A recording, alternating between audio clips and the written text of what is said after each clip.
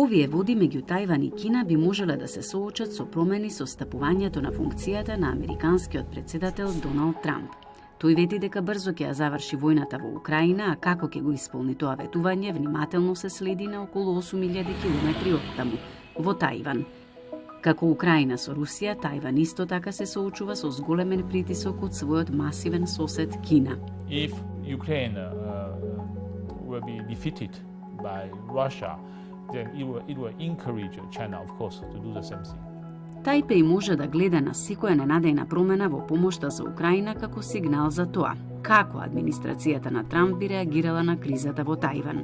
We need to understand that the Trump administration may have a more stronger measures to push Taiwan to accommodate the American interests. Taiwan took, smart, brilliant. They took our business away. We should have stopped them. And this is what all the fuss is about. Here in Hsinchu, which is known as Taiwan's Silicon Valley, semiconductor production is a gilded industry.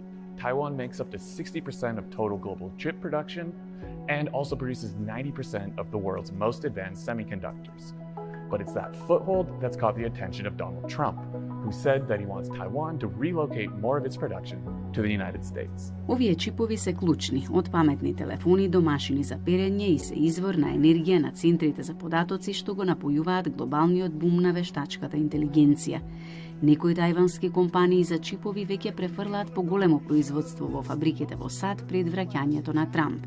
Тоа и заканите за тарифи за многумина овде предизвикува загриженост за работните места.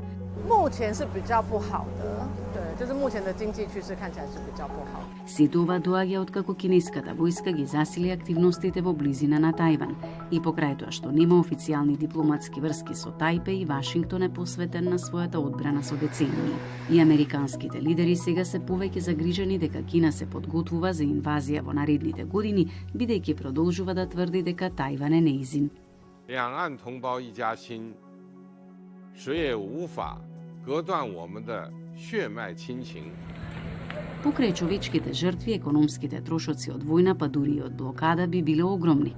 Околу 1/5 од светската поморска трговија транзитира низ тајванскиот теснец, а една студија од 2022 година предвиде дека блокадата на островот ќе го чини светот најмалку $2 трилиони загубена економска активност, вклучително и големо нарушување во протокот на микрочипови.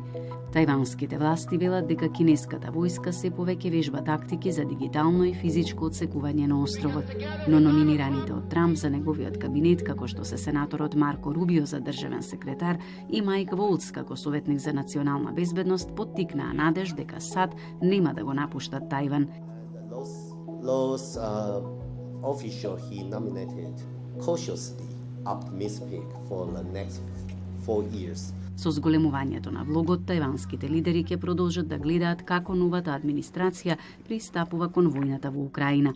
За Тајпеј, она што се случува таму не е само предупредување за тоа што да се очекува од Вашингтон, туку и за ризиците што Кина е подготвена да ги преземе.